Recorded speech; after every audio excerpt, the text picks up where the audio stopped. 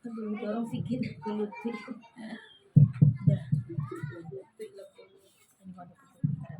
Keconya.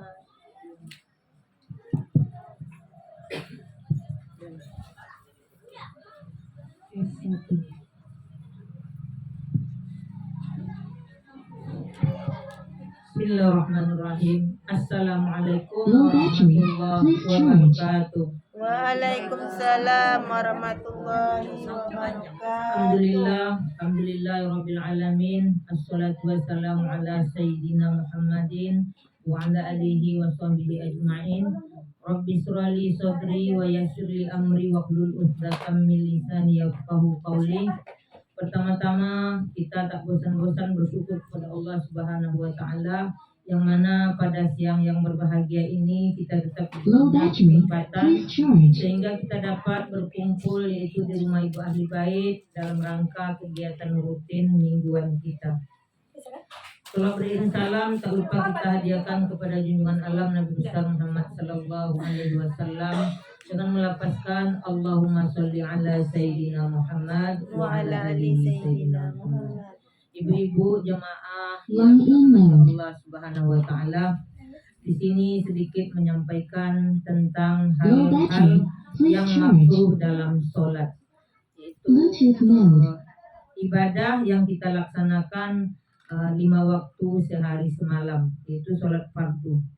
Dalam melaksanakan ibadah sholat, hal-hal wajib seperti syarat sah sholat dan rukun sholat wajib yang dikerjakan, sunnah-sunnah dan sholat sunnah juga kita harus penting memperhatikan, yaitu tentang syarat-syarat sahnya sholat kita. Di sini kami menyampaikan yaitu selama ini kita sholat mungkin kita ingat dengan syarat-syarat yang sahnya ataupun rukun yang sah, tetapi mungkin kita sering ataupun kita lupa dengan yang makruhnya. Jadi dalam sholat itu ada hal yang makruh. Jadi dalam sholat itu sendiri ada perkaranya makruh. Makruh itu mungkin kita sering lupa ataupun tidak ingat. Karena makruh itu bisa tersengaja, bisa tidak disengaja. Apakah itu halnya? Di dalam Al-Qur'an juga surah An-Nisa ayat 103 dalilnya mengenai perintah Allah, yaitu perintah sholat ini. A'udzubillahi minasyaitonirrajim. Bismillahirrahmanirrahim. Inna sholata kanat 'alal mu'minin kitaban mauquta. Itu perintah Allah tentang melaksanakan sholat. Artinya, sungguh sholat itu adalah kewajiban yang ditentukan waktunya atas orang-orang yang beriman. Jadi kalau kita ini, insya Allah semuanya orang beriman ya Bu ya. Alhamdulillah kita melaksanakan perintah Allah, yaitu melaksanakan sholat 5 waktu sehari semalam.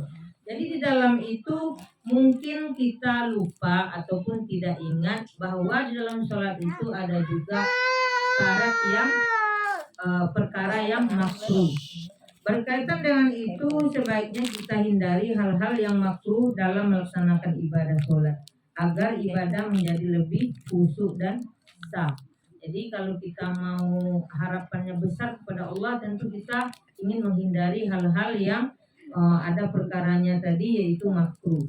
Ada beberapa perkara dalam makruh ini. Yang pertama yaitu dalam sholat itu kita menoleh dengan kepala atau badan atau pandangan ke kiri atau ke kanan. Jadi mungkin kita tidak sadar ada bunyi di sebelah kiri atau sebelah kanan, Bu. Kita tidak sadar karena makruh itu artinya hal-hal kalau dikerjakan tidak berdosa, tapi kalau tidak dikerjakan dia tidak berdosa, kalau tidak dikerjakan dia mendapatkan pahala dari Allah Subhanahu wa taala. Itu artinya makruh.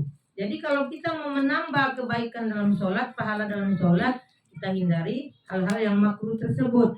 Jadi kalau kita dalam sholat itu dianjurkan tidak boleh menoleh ke kiri dan ke kanan, karena itu termasuk makruh. Jadi makruh itu bukan mengurangi, Bu, tapi dia tidak menambah pahala. Kalau kita melaksanakan misalnya menoleh ke kiri atau ke kanan, maka pahala itu tidak berkurang tapi tidak bertambah.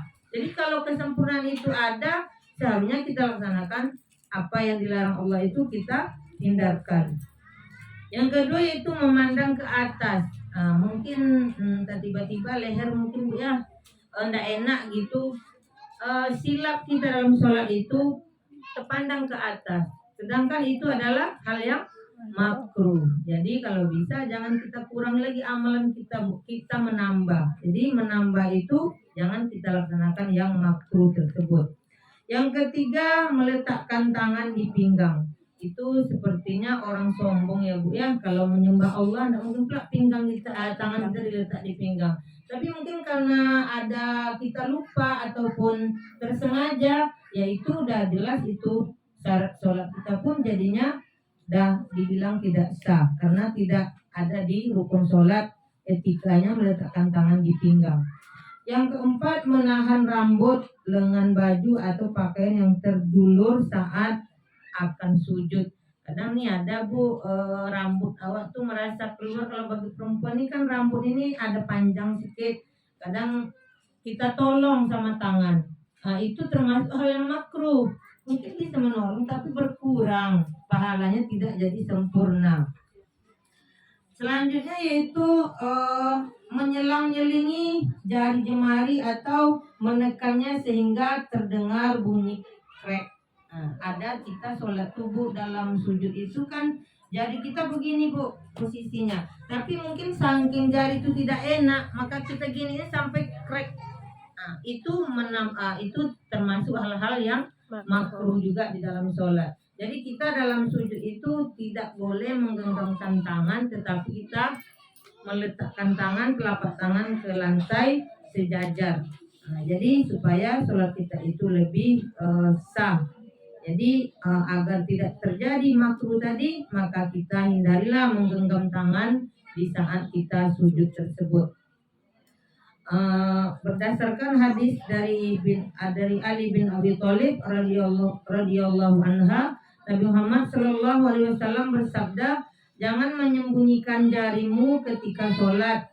Jadi tidak boleh jari ini disembunyikan Bu, dinampakkan. Kadang-kadang kita sholat menumpang di rumah orang, saking segannya mungkin ada pula kadang perasaan tergumpalkan jari ini. Entah apalah masalahnya kadang, itu kita tidak boleh karena syaratnya sholat itu hanya tidak boleh menggenggamkan jari kita di saat kita sholat sujud menekan jari tersebut. Yang selanjutnya yaitu menahan hadas. Ini sering mungkin terjadi ya Bu, karena ada malasnya ke kamar mandi berulang-ulang, maka kita sering menahan kentut, menahan buang air kecil ataupun buang air besar. Itu termasuk juga makruh Bu. Jadi lebih baik kita menuntaskan dahulu sebelum kita melaksanakan sholat.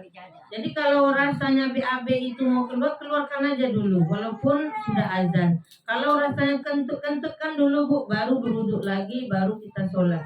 Juga kita buang air kecil, udah kebelit tapi karena kamar mandinya sempit antri, maka dalam sholat kita nggak khusyuk karena kebelit kencing, kebelit buang air kecil. Jadi daripada makruh tadi terjadi, lebih baik kita antri dulu sebentar menunggu, lepaskan dulu yang sesak itu, baru kita ulangi, kita berwudu langsung sholat kembali.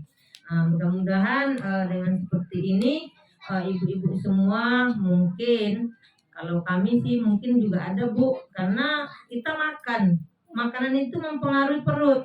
Kadang-kadang kita siap makan, datang waktunya sholat, kenyang. Jadi dalam sholat itu kita di rakaat terakhir merasa mau kentut, tapi karena tanggung kita tahan. Tetapi itu tidak mengurangi pahala, tapi tidak menambah pahala karena sudah ada makruh yang kita lakukan di dalam sholat tersebut.